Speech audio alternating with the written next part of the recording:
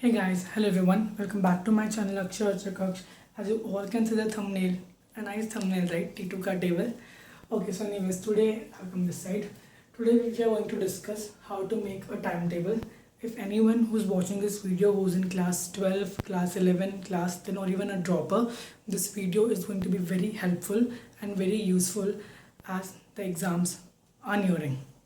So I wish that you all stay tuned till the end of the video. I request you to be till the end of the video so that you can get the maximum benefit. Let us begin. So this video is for class 12, 10 and 11. मैंने बस इसे mention कर दिया इधर study hours. So let's divide our day into two slots. First one, if you're preparing for JEE or NEET along with CBSE boards, your study hours should be of somewhere around 8 to 10 hours.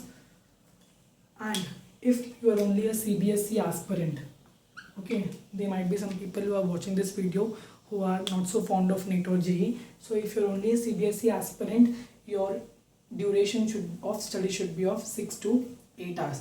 But if you're a JEE or a NEET aspirant, your duration should be of 8 to 10 hours for now.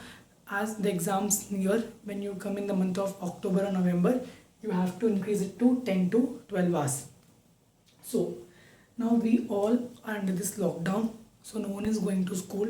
All the coaching institutes or online classes are running from home, right? So let us begin with the timetable.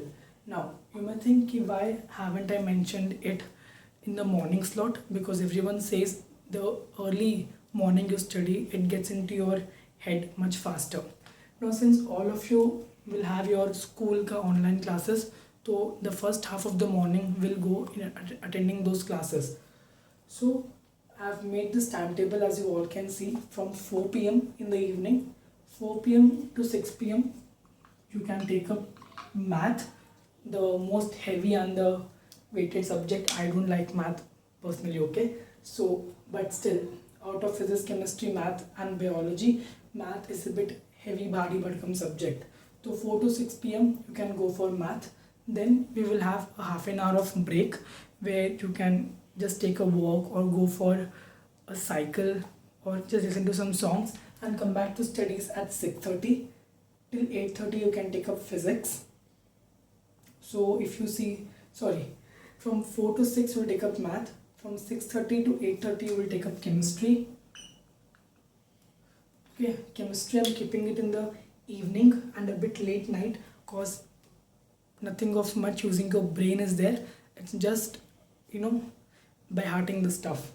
Then again after 30 minutes break, from 9 to 10:30 you can take up physics. 9 to 10:30 you will take up physics. And then again you have a 30 minutes break, you will go for biology. Or if some people have opted for computer science and they're watching this video, you can take up computer science as well. Or if physics, chemistry and math are the only three core subjects for you, then you can go for English. It's a very scoring subject in boards. Or you can keep 1 hour for revision. So please have a look. We'll discuss a bit more about this. Okay, now you can see here that I have made math as a very first subject, because normally school ke classes, then tuition ke classes, by the time we all wrap up, it's normally 4 in the evening. So by somewhere around 4 or 4:30 we become free. So 4 to 6 you can take up math because you have relaxed, you have become free from the burden of school ke classes and tuition ke classes, and you're fresh for your self study. Apart from all the classes, guys, self study is the only key to success in academics. Okay, so math is your, as I told you before, the body butcom subject. To start with math, then chemistry, then physics, and 1 hour biology. If you want, you can reshuffle it also. You can go bio first, then come to physics, then come to chemistry. But keep one thing in mind, that math should be given priority. Okay, you can shuffle these subjects, like you can, let's say today is Thursday, so today you can take up physics and tomorrow is Friday. So don't take up physics tomorrow, take it on Saturday.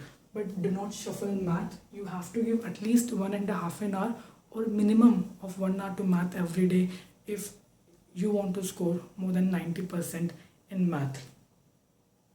And this does not mean you have to study all 7 days in a week. What I used to do was I studied 6 days and I never studied on Sunday.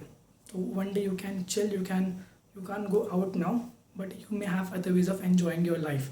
Okay, so if you want a similar video for class 11, of course this is also useful for class 11, but the timings are a bit heavy for class 12 as the exams are nearing. Please do let me know in the comment section below. If you liked it, do that like button and subscribe to the channel. I'll see you soon. It's too hot. Till then, stay home, stay safe. Bye bye.